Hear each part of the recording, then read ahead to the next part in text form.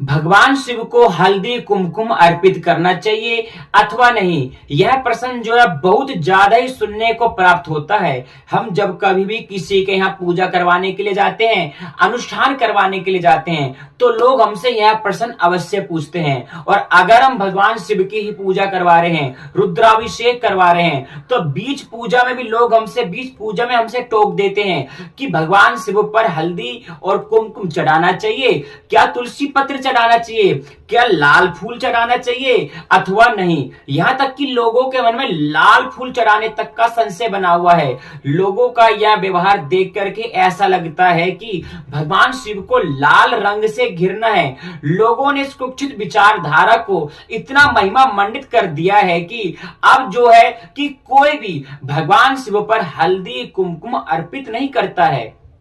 क्या शास्त्रों में भी हल्दी कुमकुम अर्पित करने के लिए मना किया गया है, निषेध किया गया है? आज इसी विषय पर हम चर्चा करेंगे। लेकिन उससे पहले अगर आप सभी हमारे YouTube चैनल पर पहली बार हो तो हमारे YouTube चैनल को सब्सक्राइब कर दें, वीडियो को लाइक कर दें, कमेंट बॉक्स में जय श्री राम जरूर लिखें। और आप सभी को हमारे चैनल के जरिए से जितनी जानकारी दी जाती है, सभी के सभी जानकारी शास्त्रों के आधार पर दी जाती है। इसीलिए इसी प्रकार की वीडियोस देखने के लिए हमारे चैनल को सब्सक्राइब करके बेल आइकन का बटन भी प्रेस कर दें।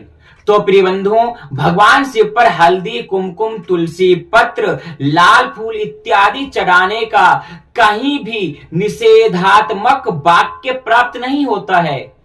यह तक कि जब आप और हम भगवान शिव की लिंगाष्टकम स्तुति का पाठ करते हैं तो हम सभी गाते हैं, क्या गाते हैं? कुमकुम चंदन लेपित लिंगम।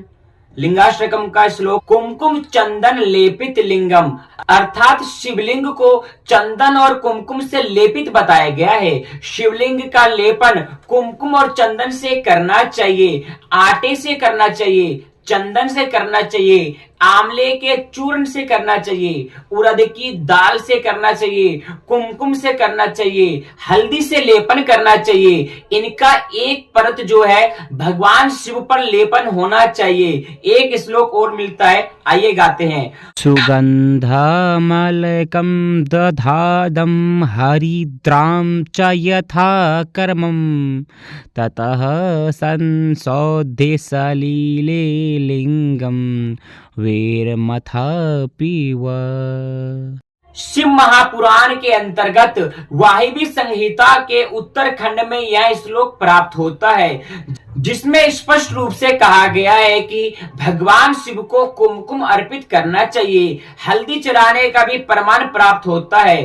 कस्तूरिका कुमकुम च रसो मृगमदात्मकः पुष्पाणि सुरभिन्येव पवित्राणि शुभानि च।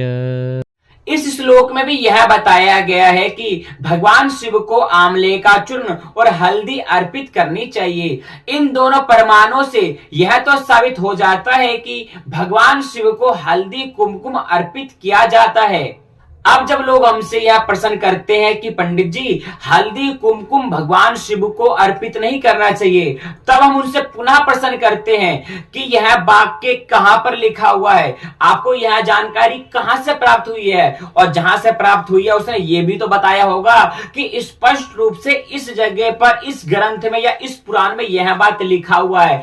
तब वह लोग हमसे क्या कहते हैं? हमने लोगों को ऐसा करते हुए देखा है, लोगों के जरिए से सुना है। 100 लोग मिलकर के एक गलत कार्य को कर रहे हैं, 1000 लोग मिलकर के एक गलत कार्य को कर रहे हैं, करोड़ों लोग मिलकर के एक गलत कार्य को कर रहे हैं, तो उसका अर्थ ये नहीं हो जाता है कि वह कार्य सही है। गलत कार्य सदैव ही गलत रहता है, चाहे उसे 100 लोग मिलकर के करें, 1000 लोग मिलकर के करें, करोड़ों लोग मिलकर के करें, परंतु वह गलत ही हो जाता है। अगर हल्दी कुमकुम चढ़ाने का प्रमाण भी नहीं मिलता और लोग इसके पश्चात निषेध करते तो हम भी उसे ग्राह्य करते, परंतु शास्त्रों में स्पष्ट रूप से तुलसी पत्र अर्पित करने का, हल्दी कुमकुम अर्पित करने का, आंवले का चूर्ण अर्पित करने का प्रमाण सहज ही प्राप्त होता है। फिर हम अर्पित क्यों ना करें?